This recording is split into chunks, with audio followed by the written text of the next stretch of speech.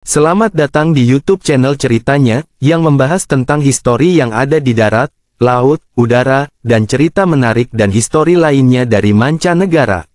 Hannibal Barca adalah salah satu jenderal militer paling legendaris dalam sejarah kuno, terkenal karena kecerdikan strategis dan keberaniannya dalam memperjuangkan bangsanya, Kartago atau sekarang Tunisia, melawan kekuatan besar Romawi.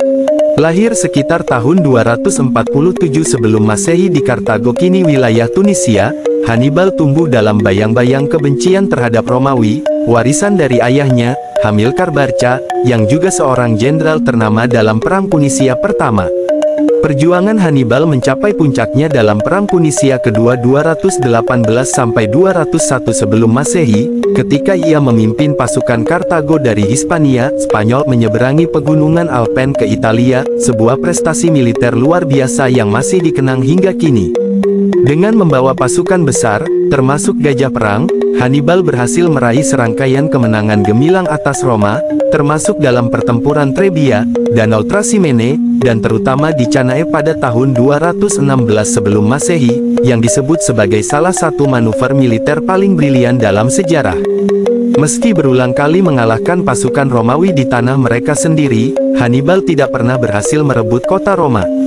Setelah bertahan selama lebih dari satu dekade di Italia, kekuatan Kartago melemah akibat kurangnya dukungan politik dari negaranya sendiri.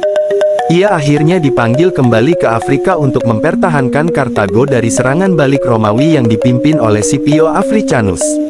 Dalam pertempuran Zama 202 sebelum Masehi, Hannibal dikalahkan, yang menandai berakhirnya dominasi Kartago dan kemenangan Roma dalam perang tersebut.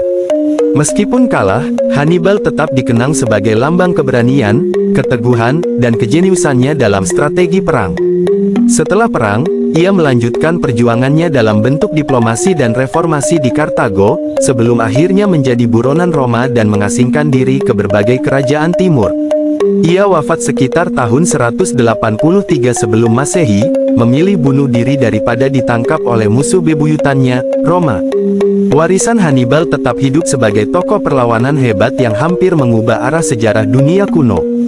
Jangan lupa subscribe, like, dan komen, dan juga terima kasih telah support channel Ceritanya untuk terus membuat konten menarik dan histori lainnya.